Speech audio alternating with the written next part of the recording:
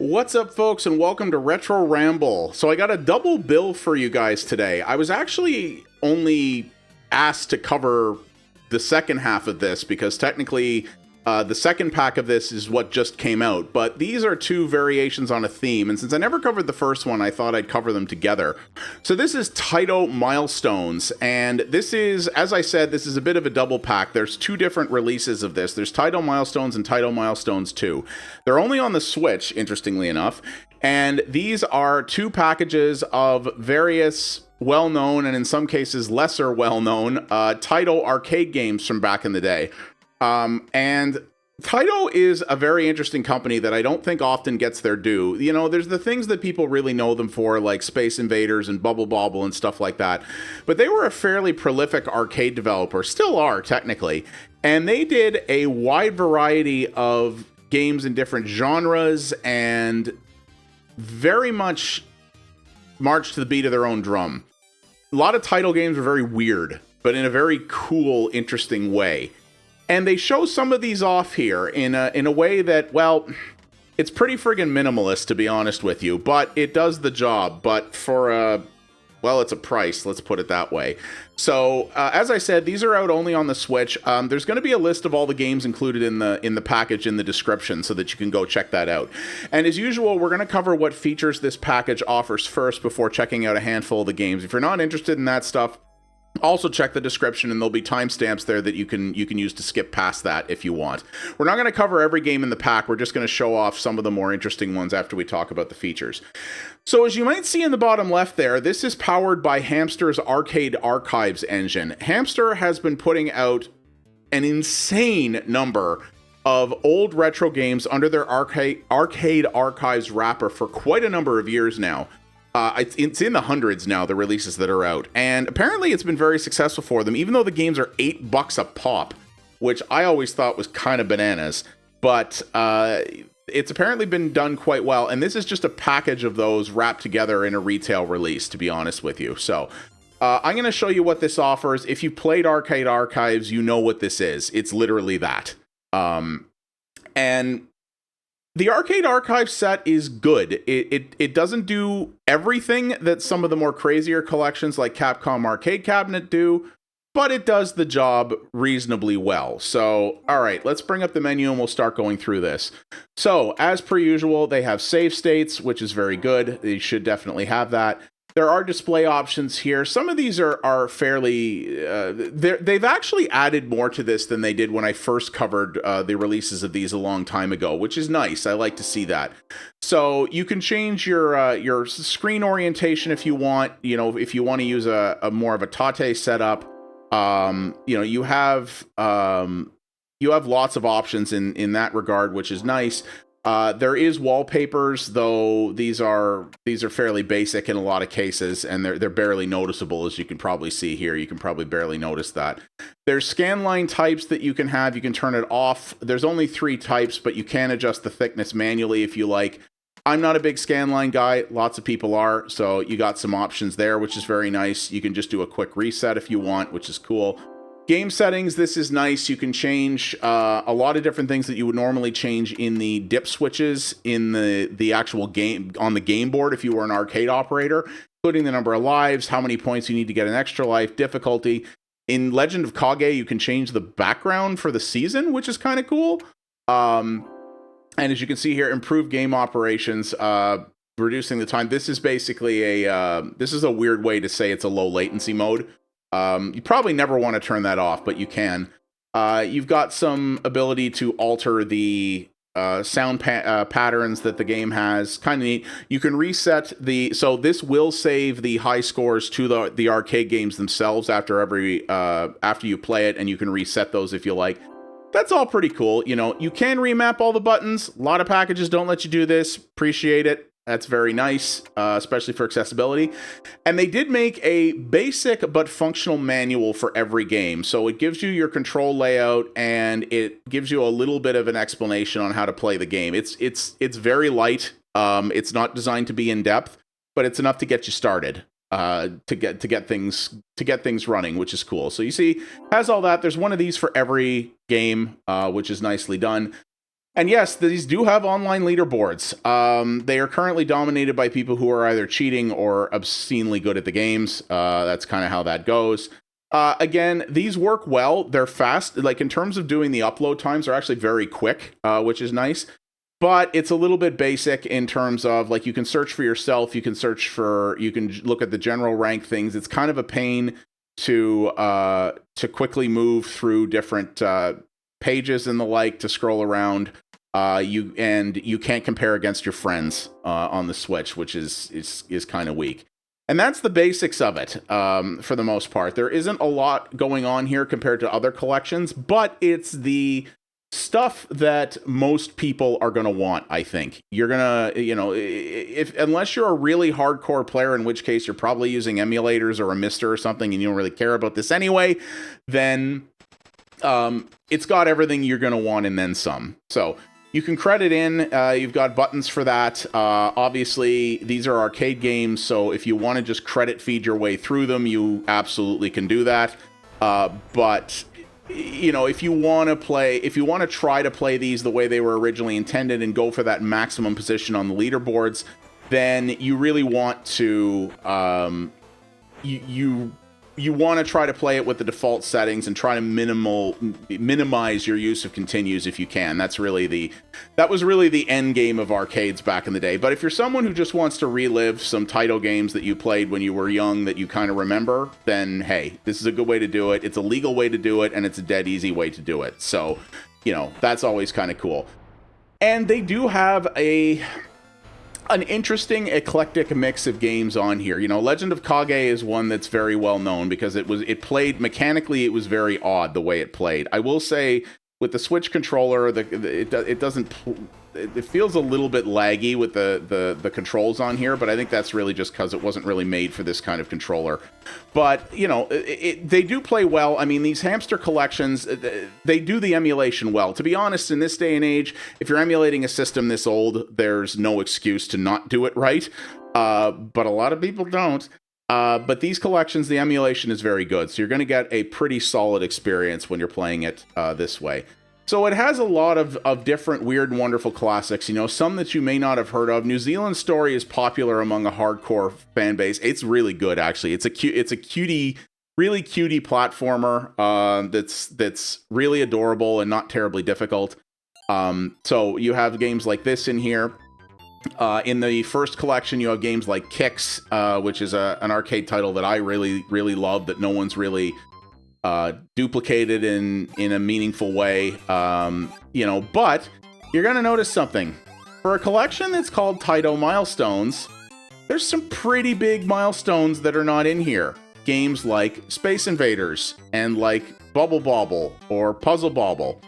Now, why might that be? Well, that's because there are other games out already from that type of that represent those. There's a Space Invaders collection that's out on the Switch. I have it, in fact. There is a new Puzzle Bobble game that came out that I did a video on a little while ago, which is actually quite good. The games that Taito is most famous for, you can get in other places, and they want you to get them in those other places. So it's odd to have a collection of what Taito calls milestones and not have some of their biggest milestones in it. I get the business reason why, but it's still a little weird. And some of the games in here there are games in here that are not the best. There are games in here that I think are very interesting and very worth talking about because they are games where Taito tried to do their own weird thing and maybe didn't fully succeed at it, like this, Solitary Fighter. This is a really weird fighting game that is incredibly awkward. It does not play well, in my opinion, but it's super weird and cool in its own way. This feels to me like Taito tried to take the Atari game Pit Fighter, but also tried to mash it with Mortal Kombat in some ways. Like you can see here, it's sort of pseudo 3D, but the controls for it are just really awkward. And when you're playing against a computer, it starts off, now this is, to be fair, is what a lot of arcade fighting games do. It starts off super easy and then becomes just utterly cheap and ridiculously hard. It's so weird, and it's not good. It's not good. It isn't, but it looks cool. The production values on this for the time were really impressive, and it plays, you know, it plays well. Or not plays well, it plays terribly, but it looks cool. And back when this came out, in terms of production value, this was amazing. You know, Taito pushed the envelope both in terms of technology and design in a lot of interesting ways. But they didn't always hit the mark. And to be honest with you, I respect the fact that they put some games in here that are not great. I think that's cool because it's showing all the weird and wonderfulness of Taito, but not only pointing out the things they did amazingly well. I think that's neat. You know, Taito did their fair share of shmups as well, including, you know, their Darius Weird fish shooting game. You know, that's one of those is in here. There's also a collection of those that's come out recently, but they actually did put a Darius game in here, which is really cool. You know, this one is really interesting because the way you power up your ship, you power up by picking up a huge ton of these little molecules to sort of level up your weapons over time. This is not how shmups did weapon progression, like, ever. And it's a really cool idea. And this actually plays pretty decent. It's not bad. And it's got some really cool production values to it. You know, there are some games in here where you really see what Taito was trying to do in terms of their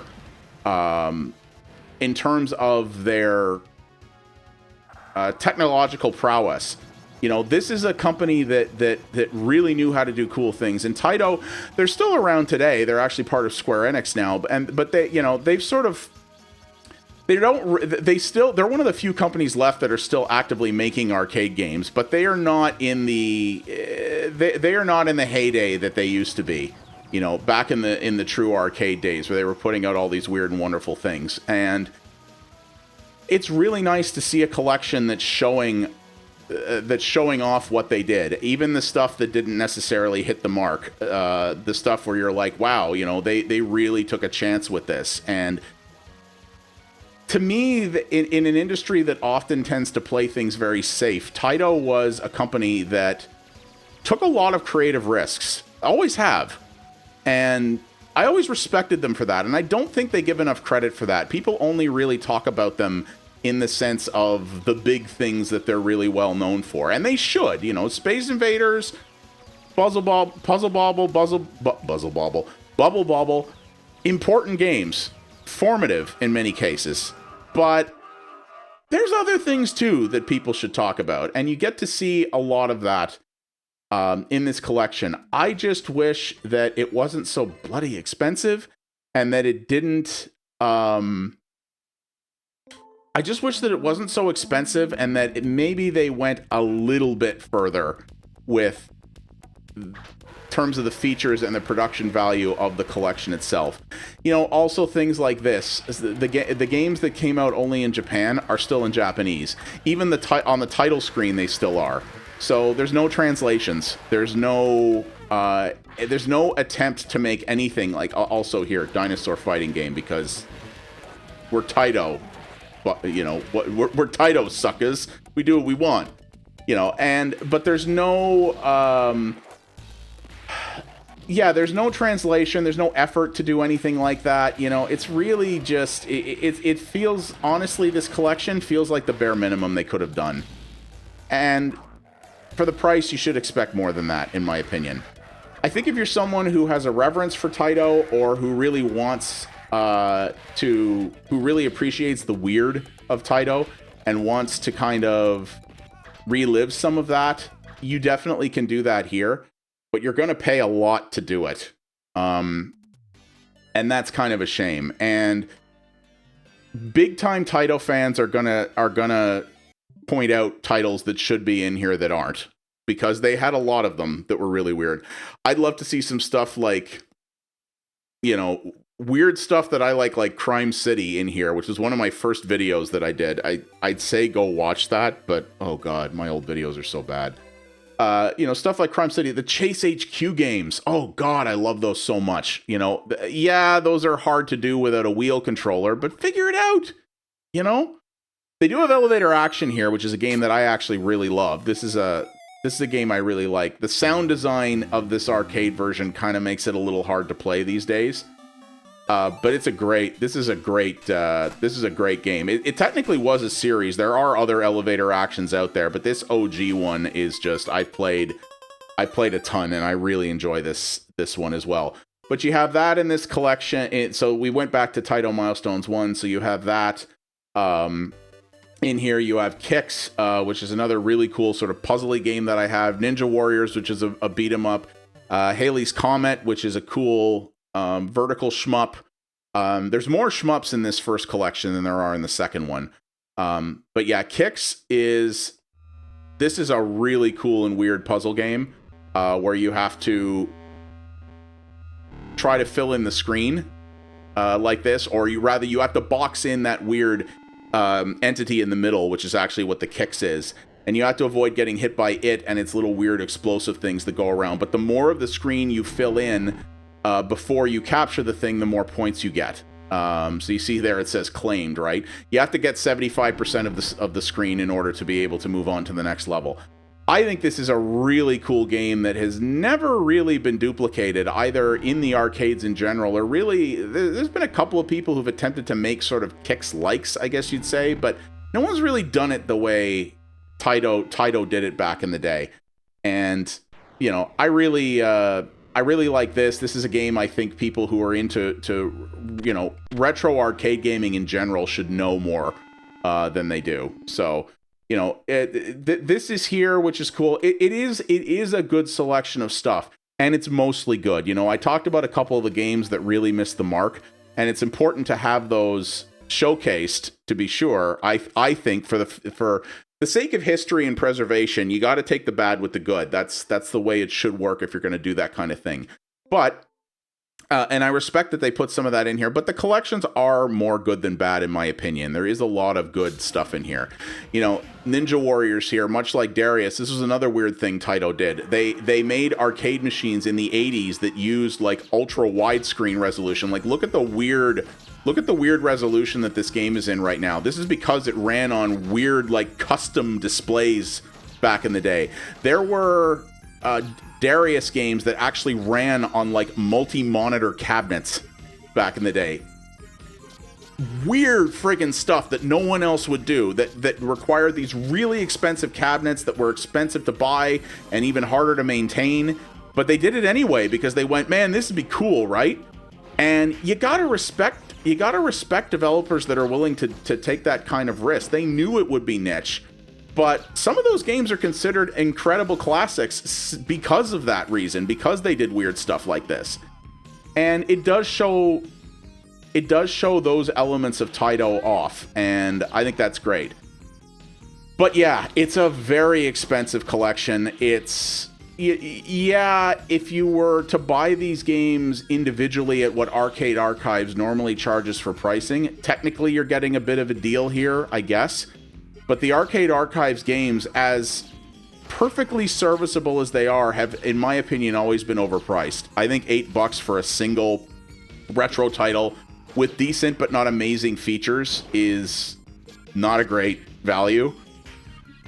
Obviously, people think differently because that is literally Hamster's entire business now. And I read an interview a little while ago with the CEO of Hamster talking about how happy they are with how successful the series has been. So it obviously works. People are willing to pay this kind of money. But, I mean, to put this in context, though, there were two Taito collections called Taito Legends back on the PS2 and original Xbox.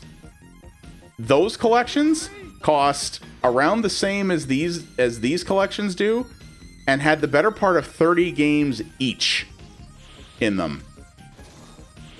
So they once did this for a lot less money than they're doing now, and those collections were perfectly solid too. So yeah, I don't quite know what the deal is with these. You know, I really wish Taito Legends was more, Taito Legends was more easily accessible now, because those collections were pretty good and had a lot of the same weird kooky stuff in them, but way better value, like way better value. So I don't know, but I am glad these are out here, but I think their price is going to limit their appeal a little bit. And especially if you're someone who only knows Taito for Puzzle Bobble and Space Invaders, you're going to look at these and go, I don't know what these are. Why you want how much for these?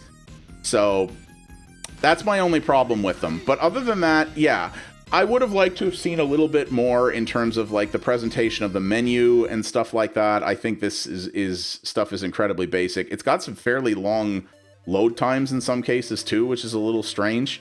But you know, this could have been a little bit better. Yeah, a few more features would have been nice to have. Yeah, like Space Seeker. This is friggin' weird. Like, this is one where I don't even entirely know how to play this one. You know what I'm saying? Like, you see what I'm saying? It's super weird stuff.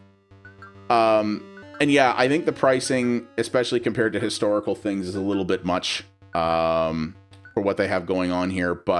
And it's weird that it's only on the Switch. Arcade Archives is on other places. I don't know why this is only on the Switch.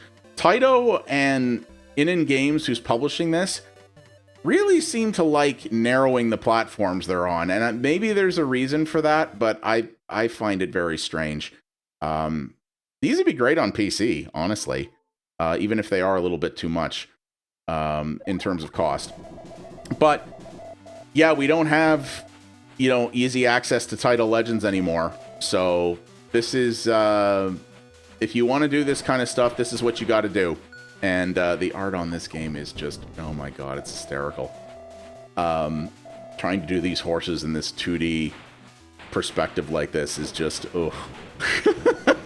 But again, they tried, and they did, you know, they did cool stuff that way, and I always respect them for that. And if you are into gaming history and you like companies that bring the weird, then this is one you shouldn't miss. But maybe wait for a sale. I mean, I got a press code for Taito Milestones 2. I actually bought Taito Milestones. This art is just, oh god. I actually bought Taito Milestones 1 when it was on a deep sale on the Switch for, I think it was like $7 or something. Might want to wait for one of those, depending. But, you know, the games are emulated well, and it's a legal way to play this stuff. And if that's important to you, if you don't want to go the emulator route for whatever reason, then, you know, this is a good way to do that. And there are physical versions of these available, including a double pack that comes with both games, but none of those are any cheaper. If anything, they're more expensive. So, you know, that's something, there's no way you're going to get this for cheap, is what I'm saying. But it's a solid package. I've seen better. I've also seen a lot worse. And I think this is, I like the fact that they went for some deep cuts in the Taito catalog. I appreciate that quite a bit. But yeah, if you've got a Switch and you're into Taito stuff and you can stomach the cost, then give her a look for sure. So yeah, that is Taito Milestones 1 and 2. They are both out now. You can check them out on the Switch. I know Taito Milestones 1 went on sale, so very possible that 2 will at some point as well. Hopefully we see that. And yeah, that's going to do it. So thank you guys very much for watching. I do appreciate it. If you like what you saw here, please do all the normal YouTube things. Those really do help the channel out a great deal. Leave a comment down below. Tell me, are you a Taito fan? What are some of your favorite Taito games that you would have liked to have seen in this collection? You know, what do you think of the price of this? Is it too much? Is it okay? What other platforms would you like to see this come out on? You know, would you have liked to seen some sort of historical stuff in this? Like, I would have loved to have seen like what Digital Eclipse is doing, because they've kind of raised the bar lately for how you do incredible collections that really talk about the history behind stuff. I would really have loved to seen that, but I think that was definitely out of scope for this. But be curious to hear your thoughts on that. And as always, you can follow me over at twitch.tv/pxabstraction for multiple variety streams a week. I cover other retro games as well as indie stuff over there, including a bunch of games that are better suited to streaming than YouTube. We have a fantastic community over there, and I'd love to see you be a part of it. Thanks again, all, and I'll see you on the next video. You folks have yourselves a good one. Take her easy.